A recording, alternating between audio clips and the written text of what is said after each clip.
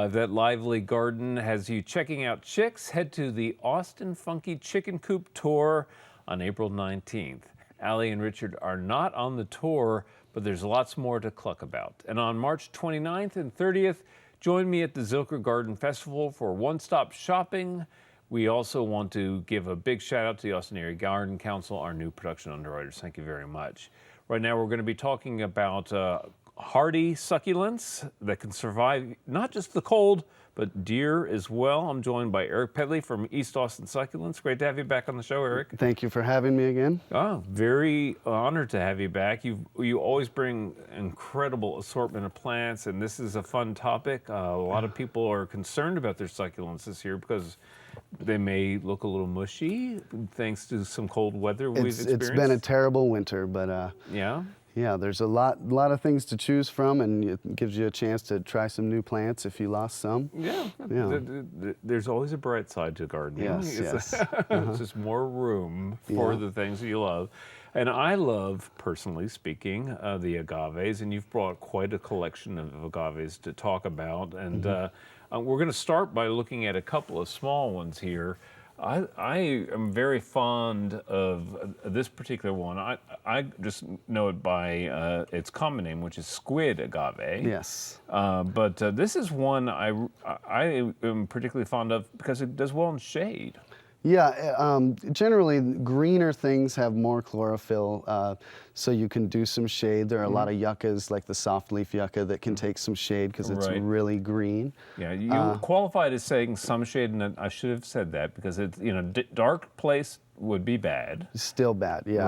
Right. And if you are in a shady space, you want a really rocky mix, so you're not accumulating a lot of moisture in that shade. Right. But lovely plant and quite cold hardy. Yes, very, very cold hardy. Bracteosa. And it's really fibrous. It's kind of deceivingly sharp, so it is deer resistant. And Jeff Pavlat told me that. He has one in his yard. Generally, more spiky things are known to be more deer resistant, but this is a soft look that is deer resistant. Okay, it just hurts their tongues, I would imagine, if they start nibbling in there. You got it. And this would definitely hurt their tongues because it has what we typically associate with agaves, and that is a sharp spine on the end of the branchlets. This is a new form to me of agave Victoria Regina. Yes. And this has really beautiful color. Yeah, it's variegated.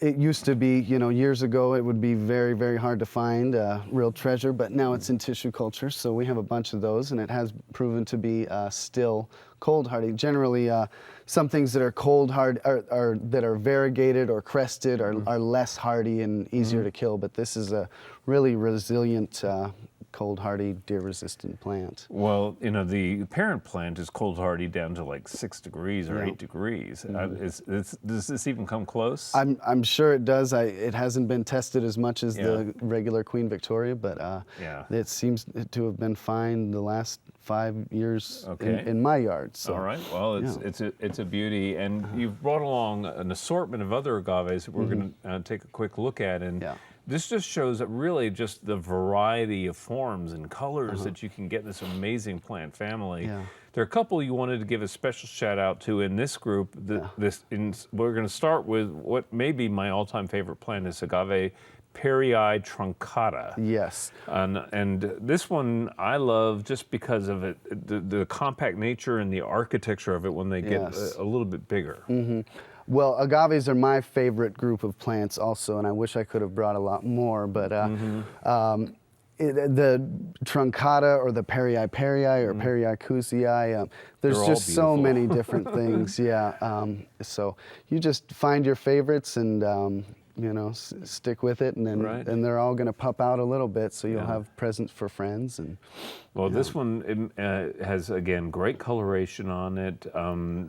They look fantastic en masse or as an accent plant. I think they're really wonderful.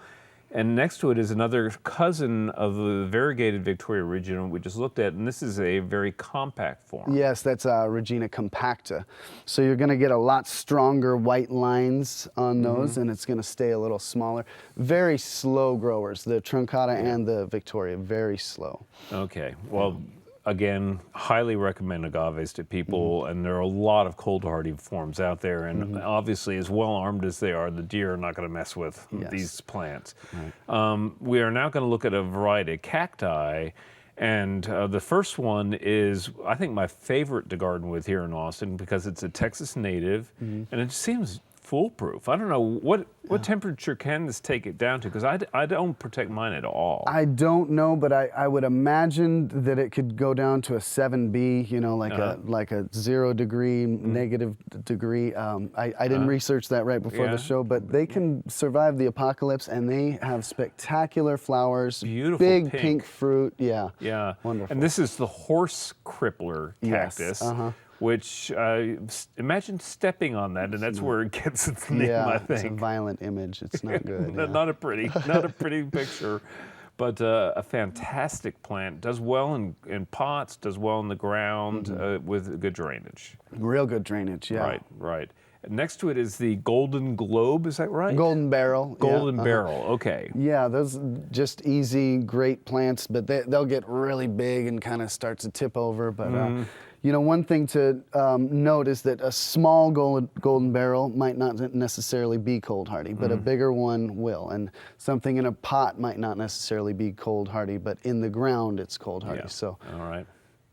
Well, and next to that, of course, is the saguaro, which is a classic plant of the desert Southwest. I've never tried these in Austin. Oh, they do fine as long as they're bigger. You know, it's one of those 9A, 9B plants where if you had a little baby or a seedling, it'll freeze. But at that size, you know, give it a foot or so, they have a tough skin on them, and they do perfect. Okay, very good.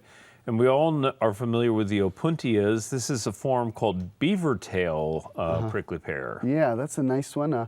Opuntias are the most widely distributed succulent in the world, and there's such a great range of colors and shapes, and cold hardiness is off the charts, and deer can't mess with them because they have those little spines and hairs. Yeah, it would be very uncomfortable to eat one of these things. We can eat some opuntias, a lot of spineless nopales. Right, right. So you can grow some of those in your yard. We have somebody take care of them first. Yeah. Right. Well, the echeverrias, I never know if I'm saying that correctly. Close enough? Jaguar, Echeverria, Echeveria. There's Echeveria, okay. Latin and yeah. Well, this is a plant family that attracts a lot of attention. You've brought a real interesting little group here. Yes. And what distinguishes these in the context of our conversation?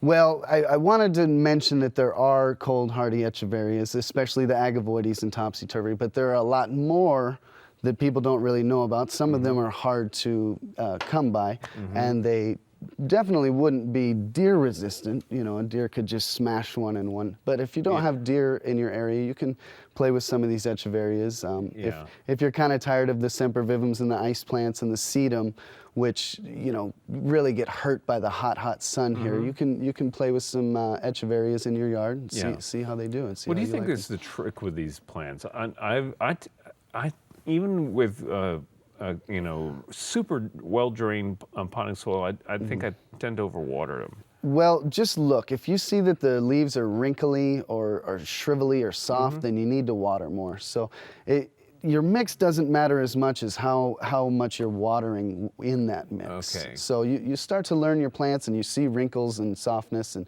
once you get a plant established and its roots are set, you really don't have to do anything beyond that. Yeah. Well, we have just enough time to talk about at least one more plant, and I want to talk about the ocotillo. Again, classic Texas native.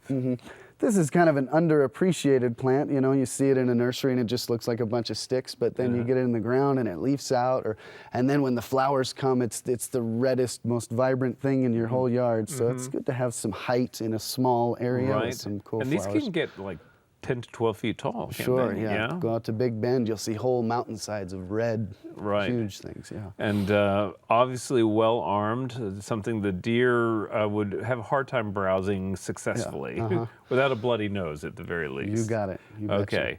Well, it's always a pleasure to have you on the program. All right. East Austin Succulents, Yes. and real quickly, you're on 801 Tillery Street. 801 Tillery. I should know the Yes. address there. You got it. All right. All right. All right. Well, Eric, it's again a great pleasure to have you with us. Thank you. and there are many more plants that people can explore at East Austin Succulents. You betcha. All right. All right. Well, coming up next is our friend Daphne.